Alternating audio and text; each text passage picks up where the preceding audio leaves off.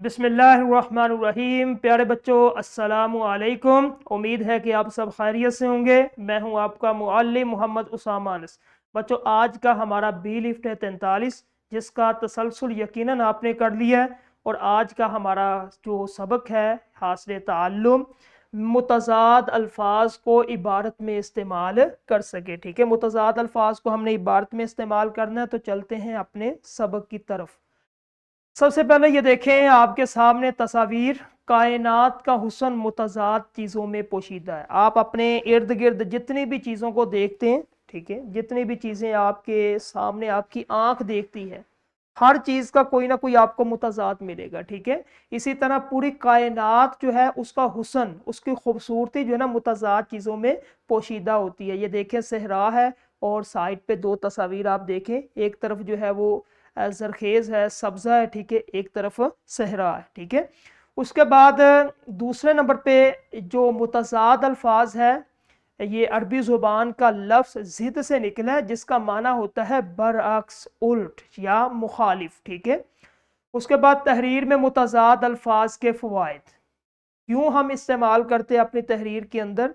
तो सबसे पहले ये कि अल्फाज के तजाद से बात ज़्यादा गहरी और मौसर हो जाती है। अगर आप इसको मुतजाद के साथ इस्तेमाल करेंगे, आपकी बात के अंदर वज़न होगा। ठीक है, दूसरे नंबर पे तकाबुल और मवाजना। एक ही जुमले में दो मुख्तलिफ हालतों को समझने में आसानी हो जाती है, यानी कि एक ही जुमले के अंदर दो मुख्तलिफ जो है वो हालतें हैं, उनको समझने में एक अच्छा है एक बुरा है। ठीक है, एक ज़ाहिर है एक बातिन है। इस तरह हम बिल्कुल आसानी से मुतज़ाद अल्फाज के साथ उसको समझ सकते। ठीक है, जिस तरह ये देखें, एक जोड़ा है खुशी गमी।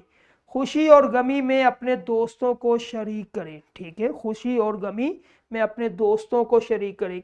अब खुशी जो है ये एक ही जुमला, इसके अंदर इसका मुतज़ाद गमी आ गया, तो जुमला एक अच्छा बन गया। ठीक है, उसके बाद दूसरा है दुख सुख।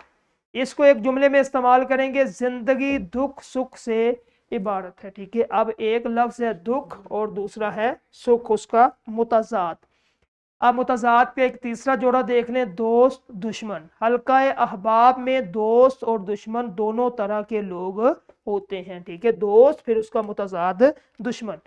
इसी तरह एक और मुतज़ाद है तवाना कमज़ोर। तवाना इंसान हमेशा कमज़ोर का सहारा होता है। कमज़ोर और तवाना, ये अल्फाज और मुतज़ाद। ठीक है, अब ये पूरे लेक्चर का खाका है मुतज़ाद अल्फाज का, कि मुतज़ाद अल्फाज के जोड़ों को हमने लिया। सबसे पहले हमने खुशी गमी, जज्बात का तकाबुल, इसमें कैफियत इसके अंदर ये है। दुख सुख, इसके अंदर हालात का तकाबुल है। दोस्त दुश्मन, इसके अंदर रिश्तों का तकाबुल है। तवाना कमज़ोर, इसमें जिस्मानी और अखलाकी हालत का तकाबुल है। ठीक है, मुतज़ाद अल्फाज महज ग्रामर का उसूल नहीं, बल्कि ये तहरीर की जान है।